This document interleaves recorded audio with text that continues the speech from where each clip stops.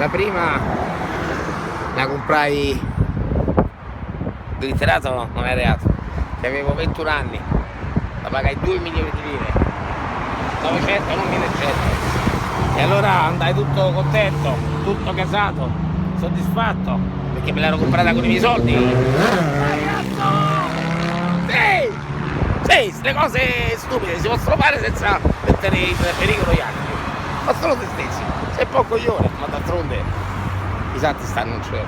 E allora vado da mio padre tutto contento con i miei guadagni, questa bulldog nera sotto l'ufficio, papà scendi, esce della cosa. La vede, la guarda, ah, bellissima, adesso riportala al tuo amico che te l'ha prestata. Ma no papà, no, che dici papà, era solo comprata, mi aspettavo che mi dicesse bella, complimenti. Sì, bella, però riportala al tuo amico che te l'ha prestata. Papà, me la sono comprata. Sei un coglione, che tua madre non lo sappia mai. E secondo me sto male. 1100 è entrata in casa qualche anno fa, snazzicava un po', aveva un po' di tosse, faceva fatica a partire.